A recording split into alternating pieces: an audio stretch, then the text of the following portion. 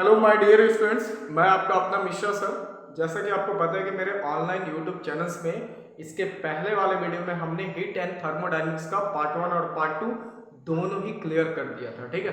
और आज का जो हमारा अब 1 वीक का जो ट्यूशन क्लास चलेगा, ऑनलाइन ट्यूशन, वो आपका सिर्फ और सिर्फ चैप्टर वाइज न्यूमेरिकल्स का चलेगा, क्लास 11th का, ठीक है।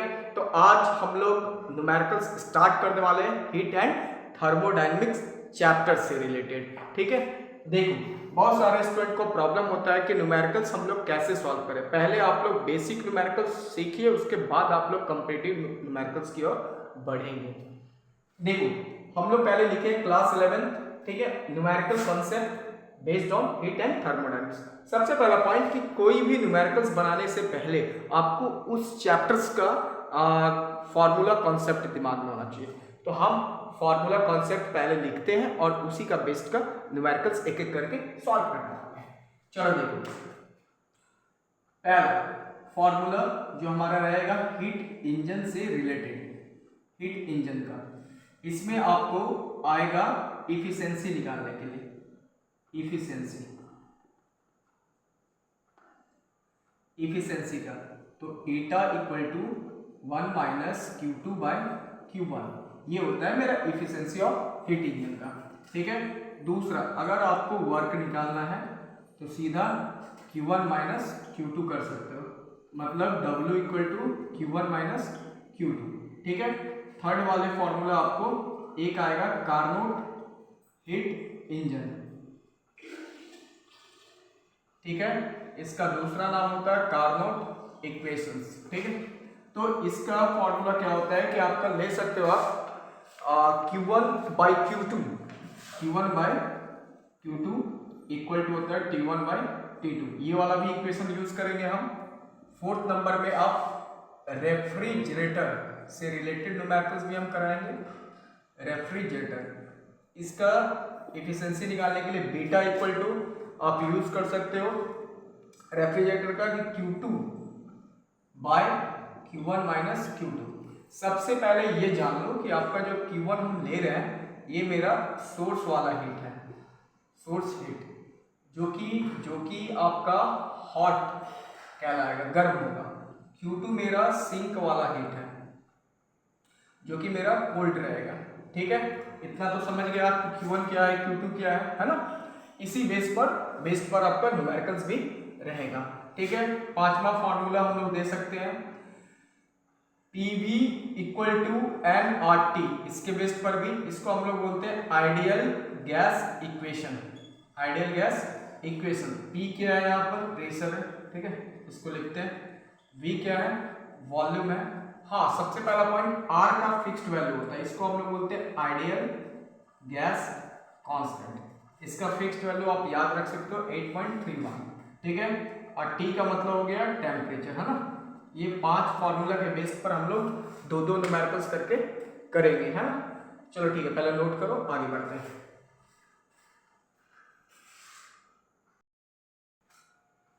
देखो, हमारा पहला numericals concept heat and thermodynamics का बेस पर पहला सवाल, ठीक है। देखो, इसमें कहता क्या, सवाल में सबसे पहले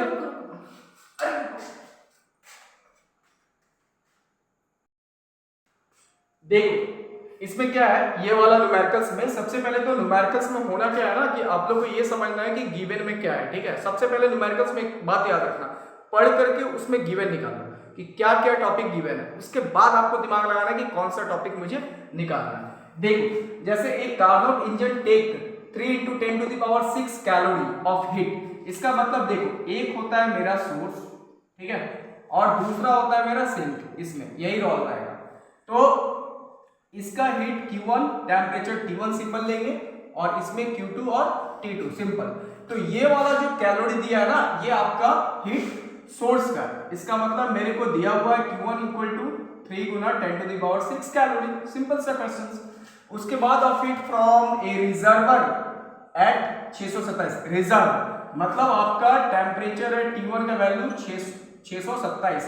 एक बात याद रखना, डिग्री सेल्सियस को कन्वर्ट करना है केल्विन में, 273 ऐड करो, सिंपल। 7 3 10, 7 9 1 10, 6 2 8 1 9, 900 केल्विन, ठीक है। उसका gives to a sink at इतना, मतलब सिंक का टेम्परेचर मेरे को दिया हुआ है 27 डिग्री, इसको भी 273 ऐड करेंगे, 7 3 10 7 2 9 1 10 300 केल्विन। सिंपल। अब हमको निकालना क्या है, तो देखो मेरे पास फॉर्मूला है Q1 बाय, है ना, Q1 by Q2, Q1 by Q2 हमने दिया था, और T1 बाय T2, ठीक है। तो इस पर आप बैठाओ, सीधा सॉल्व करो। तो Q1 का वैल्यू कितना है यहाँ पर 3 × 10⁻6 बाई Q2 का वैल्यू मेरे पास कितना दिया हुआ है, निकालना है, और T1 का वैल्यू कितना दिया है, ठीक है। देखो T1 का वैल्यू दिया हुआ है 900 केल्विन, तो केल्विन मत लिखो, 900 रहने दो। उसके बाद T2 का वैल्यू कितना दिया है 300, तो सीधा 3 3 9, तो Q2 का वैल्यू कितना आ गया, इसको ऊपर इसको डिवाइड, यानी 3 × 10⁻6 बाई 3, यानी 10⁻6 कैलोरी मेरा हीट आ गया, ठीक है। अब आपको निकालना वर्क डन। तो मेरे बच्चे वर्क का फॉर्मूला में दिया था Q1 माइनस Q2, तो Q1 का वैल्यू आपका कितना है 3 × 10⁻6, तो 3 × 10⁻6 माइनस Q2 का वैल्यू है 10⁻6। अब आप कॉमन लो, आराम से आंसर आ गया 3 - 1, दैट मींस 2 × 10⁻6 जूल। ये आपका सही आंसर। Thank you.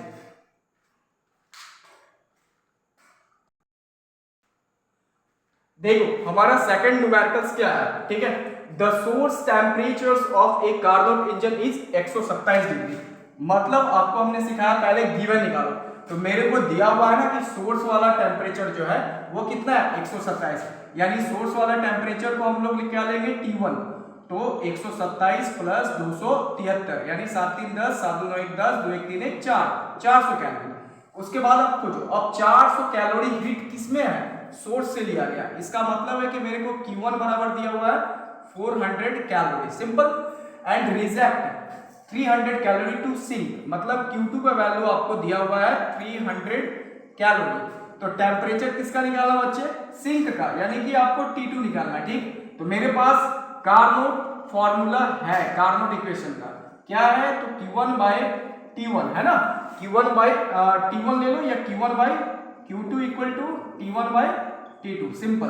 तो आपको Q1 का वैल्यू कितना दिया है 400 बाय Q2 का वैल्यू कितना दिया है 300, और उसके बाद T1 का वैल्यू कितना दिया है तो 400, और T2 मुझे निकालना है। तो कैलकुलेट कर दो, T2 को इधर पे, चाहे जैसे करना है यार, तुम्हारी मर्जी। ये देखो T2 को उधर भेजो, ठीक है। तो 3 को मल्टीप्लाई में, तो 3 गुना 400 और 4 डिवाइड में, तो 4 डिवाइड यानी कि 100, और आपका आंसर आया 300 केल्विन। ये किस में आया, सिंक वाला हीट। एक बात याद रखना, सिंक में जो हीट जाता है ना वो बहुत कम वैल्यू होता है, ठीक है, उसको याद रखना, बहुत कम वैल्यू होता है, और जो आपका सोर्स में रहता है वो ज्यादा रहता है, हमेशा सिंक से ज्यादा रहेगा, ठीक है। चलो ठीक है, नोट करो पहले numericals.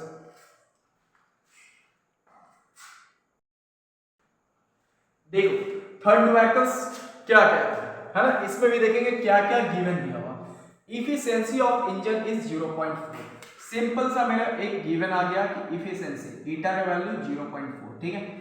When temperature of a sink is 300, मतलब सिंक वाला टेम्परेचर माने T2 300 केल्विन, ठीक है। तो what is the temperature of hot body, यानी कि आपको निकालना है T1 हॉट बॉडी, सोर्स वाला टेम्परेचर, ठीक है। तो eta equal to 1 minus T2 by T1, तो ईटा का value 0.4, 1 minus T2 300 bye T1। अब इसको कैलकुलेट करो, माइनस से इधर, तो 300 बाय T1 है ना, तो 1 माइनस 0.4 दैट मीन्स 0.6, तो T1 बराबर T1 को ऊपर इसको नीचे, तो 300 बटे 0.6, पॉइंट उड़ाओ, 6 पंचे 30, यानी आपका T1 का वैल्यू आ गया 500 केल्विन, ठीक है, सोर्स वाला। यहाँ तक तो समझ में आ गया, आराम से हमने टेम्परेचर ऑफ हॉट बॉडी का निकाल दिया 500, ठीक है। अब उसके बाद पढ़ो फाइंड इफिशियंसी, आपको फिर से इफिशियंसी निकालना। इफ, यदि the temperature of hot body kept unchanged, मतलब जो हॉट बॉडी का टेम्परेचर उसको चेंज नहीं करना है, इसका मतलब T1 का वैल्यू 500 रखना है, ठीक है। उसका while temperature of sink is lowered by 50 kelvin, इसी पे ट्विस्ट है। सिंक वाला जो टेम्परेचर आपका है कितना 300, इसमें 50 केल्विन को माइनस लोअर, मतलब 50 केल्विन क्या होगा, घटेगा, कितना बचा 250 केल्विन। उसके बाद आपको इफिशियंसी, तो 1 minus T2 by T1 that means 1 minus T2 का वैल्यू कितना हुआ 250 बटे 500। भैया मेरे 250 गुना 500, तो 1 माइनस 1/2 दैट मीन्स 1/2, यानी ईटा का वैल्यू 1/2 को क्या लिख सकते हो 0.5। समझ में आया बात? ये आपका करेक्ट आंसर, नोट डाउन।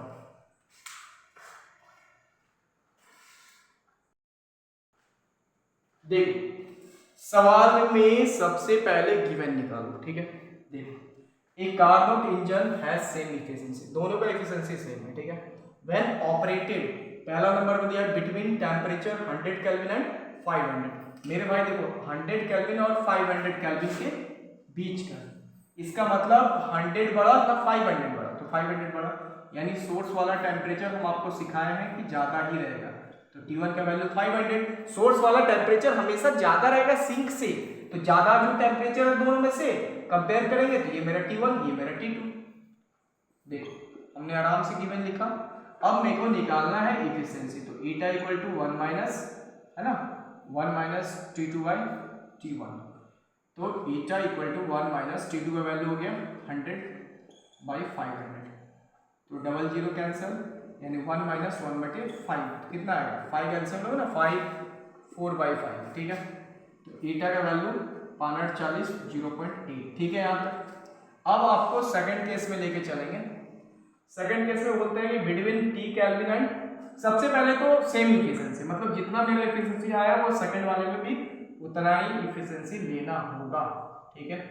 अब T केल्विन एंड 900 का दोनों में से तो कंपेयर कैसे करेंगे, तो मेरे को T केल्विन निकालना है, ठीक है।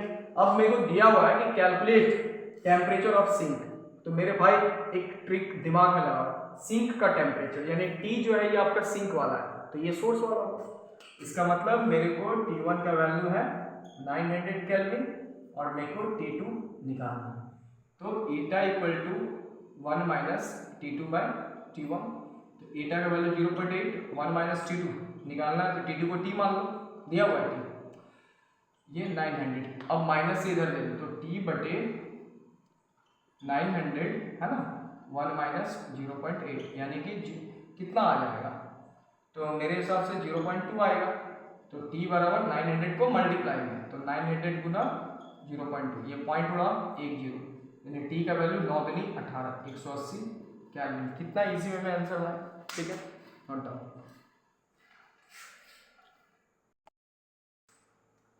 देखो पांचवा न्यूमेरिकल्स क्या कहता है, फिफ्थ वाला, इसमें भी गिवन निकालेंगे। देखो गिवन में क्या कह दिया, a Carnot engine absorb 1000 joule of heat from a reservoir, इसका मतलब 1000 जूल हीट रिजर्वर से लिया है, तो रिजर्वर का मतलब सोर्स, तो इसका मतलब है कि इतना जूल, ये जो है ना आपका 1000 जूल जो है ये मेरा Q1 हीट हो गया, ठीक है, यानी Q1 का वैल्यू हो गया 1000 जूल। उसके बाद रिजेक्ट कितना करना है, सिंक में कितना गया, Q2 का वैल्यू 600 जूल, ठीक है। तो कैलकुलेट द इफिशिएंसी, तो सबसे पहला मेरे को निकालना है इफिशिएंसी, ठीक है, तो efficiency eta equal to 1 minus Q2 by Q1, तो 1 माइनस Q2 का वैल्यू हो गया 600 बाय 1000, ये कैंसिल हुआ, इसका मतलब ईटा इक्वल टू 1 माइनस 6/10, तो 10 माइनस 6, इसका मतलब हो गया 4/10, तो आपका कितना आया ईटा का वैल्यू 0.4, पहला आंसर आ गया, इफिशिएंसी आपका निकल गया 0.4। अब देखो दूसरा मेरे को बोल रहा है यहाँ पर क्या, दूसरा थोड़ा दिमाग लगाओ, टेम्परेचर ऑफ सिंक, मतलब सिंक में कितना टेम्परेचर गया T2 निकालना है, ठीक है। अब देखो यहाँ पर 127 डिग्री सेल्सियस टेम्परेचर रिजर्वर का यानी कि सोर्स का T1 का, 127 प्लस 273, क्योंकि केल्विन में बदलना, 7 3 10, 7 2 9 1 10, 2 1 3 1 4, इतना केल्विन, ठीक है। अब मेरे को निकालना है टेम्परेचर ऑफ सिंक, तो eta equal to 1 minus T2 by T1, तो ईटा का वैल्यू कितना है 0.4, 1 माइनस T2 का वैल्यू निकालना है, T1 दिया है 400, तो आप एक काम करो फिर से वही माइनस से इधर दो, ये माइनस से इधर प्लस में, ठीक है, 1 माइनस 0.4 मतलब 0.6, तो T2 का वैल्यू 400 से मल्टीप्लाई, तो 400 गुना 0.6, ये कैंसिल, तो T2 का वैल्यू हो गया 6 चौके 24 240 केल्विन। यहाँ तक तो समझ में आ गया, ठीक है। अब थर्ड नंबर में आपको क्या बोलता है, अमाउंट ऑफ वर्क डन, तो वर्क निकालना बहुत आसान, वर्क निकालना बहुत आसान, या तो आप Q1 माइनस Q2 कर दो, ठीक है, या तो आप Q1 माइनस Q2 कर दो, सिंपल सा बात है। तो Q1 माइनस Q2 है ना, तो एक बार आप देख लो कि आपको दिया हुआ है 200, तो Q1 माइनस जब Q2 करते हो तो Q1 का वैल्यू कितना है 1000 और Q2 का वैल्यू कितना है 600, तो 1000 माइनस 600 कितना आ गया 400 जूल। ये आपका वर्क डन। कितना इजी होगा समझे, नोट डाउन।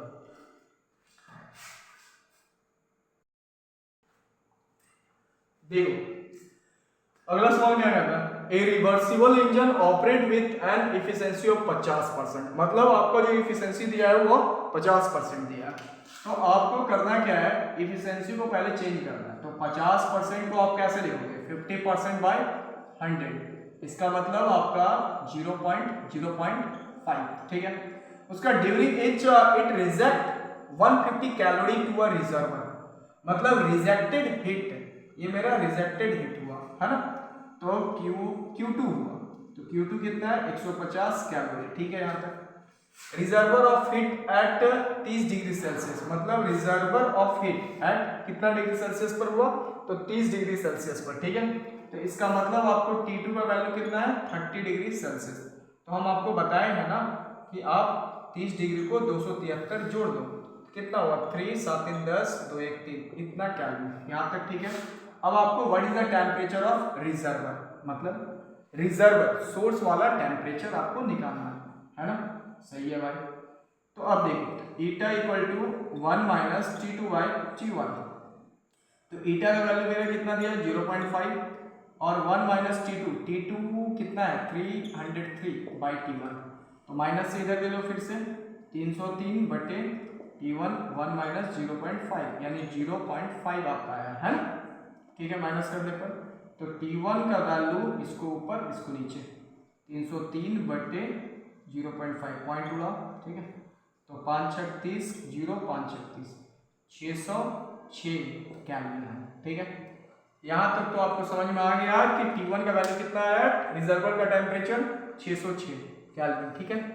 अब देखो, अब आप ऐसा कर सकते हो Q2 का वैल्यू फाइंड करना है आपको, Q1 का वैल्यू, किसका वैल्यू फाइंड करना है Q1 का, तो eta equal to 1 minus Q2 by Q1 ले लो।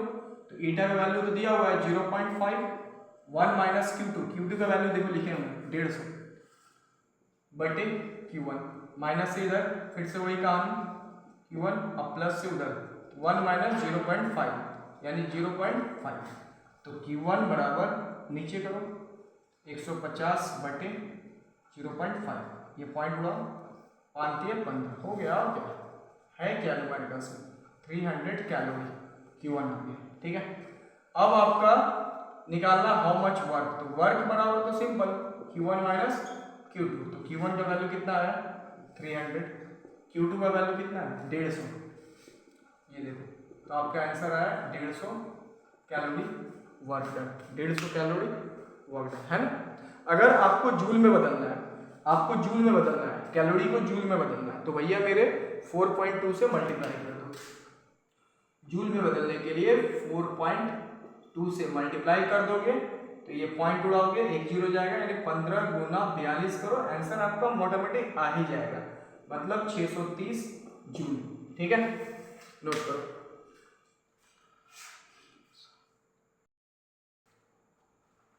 देखो अगला न्यूमेरिकल्स क्या कहता है कि जैसे ये आपका रेफ्रिजरेटर है ए, मतलब एक ए रेफ्रिजरेटर है और एक बी वाला रेफ्रिजरेटर है, ठीक है।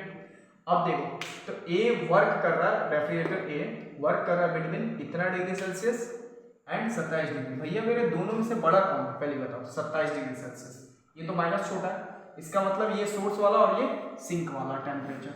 तो मेरे पास T1 का वैल्यू कितना आ गया 27 डिग्री, तो 27 प्लस 273 यानी आ गया 7 3 10 1 10 2 1 3 इतना कैलोरी। और T2 का वैल्यू है -10 और प्लस 273, तो कितना आएगा 3 7 में से 1 गया 6 2 यानी कि 263 है ना कैलोरी, ठीक है। ये समझ में आ गया आपको। अब उसके बाद आप निकाल दो इफिशिएंसी, क्या निकालो इफिशिएंसी, तो मान लेते हैं बीटा ए के लिए, तो इसका सीधा आपको हमने बताया था एफिशिएंसी का फॉर्मूला। क्या एफिशिएंसी का फॉर्मूला हमने बताया था कि T2 by T1 minus T2, मतलब T2 ऊपर अब बाई T1 माइनस T2। तो T2 का वैल्यू कितना है 263 डिवाइड T1 300 माइनस 263।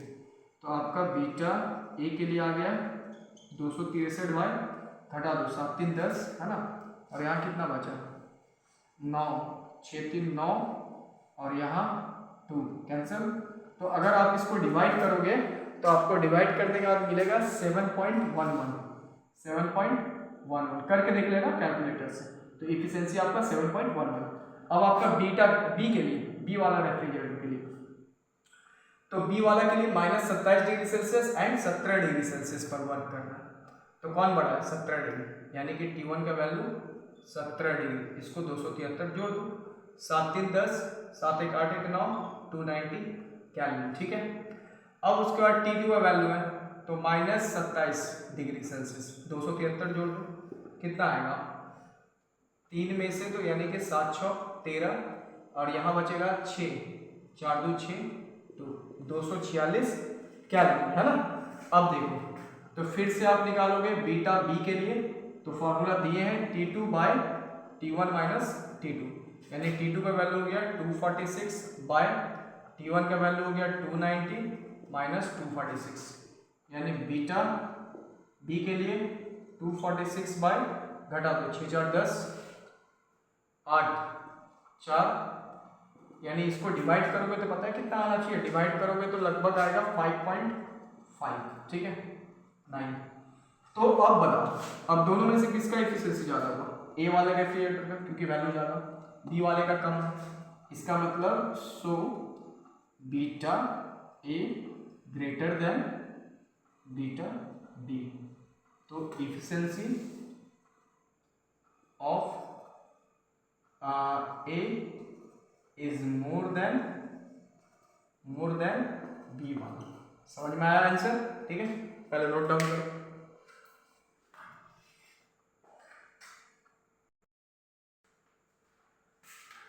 देखो a Carnot engine absorb 300 calorie of heat from a reservoir, यानी रिजर्वर से लिया गया, तो Q1 का वैल्यू है 300 कैलोरी।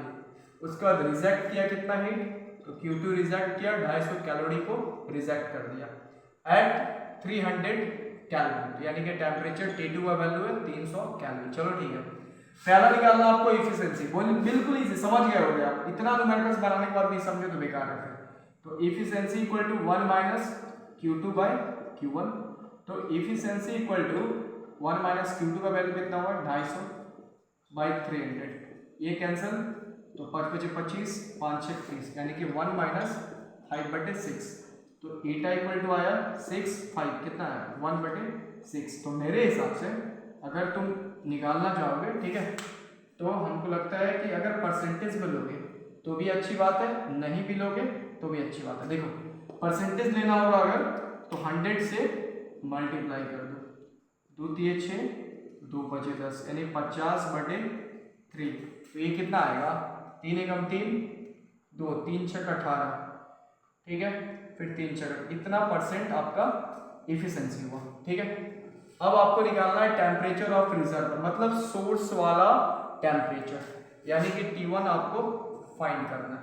तो इसको आप इस तरीके से भी निकाल सकते हो, निकालने का तरीका बहुत है कि Q1 बाई जो हम फॉर्मूला दिए थे ना Q1 बाई Q2, Q1 बटे Q2 इक्वल टू T1 बटे T2, इसी से निकालें। तो Q1 का वैल्यू कितना दिया हुआ है 300, Q2 का वैल्यू कितना दिया है 250, T1 का वैल्यू निकालना है, T2 का वैल्यू 300, तो मेरे हिसाब से T1 equal to 300 Guna 300 bye 250, ये कैंसिल, तो 5 25 25 5 6 30, तो 5 6 30, यानी T1 का वैल्यू आपका आया 6 6 36 360 केल्विन। तो इसका हम लोग आंसर भी मिला लेते हैं 360, यस सही जवाब, ठीक है।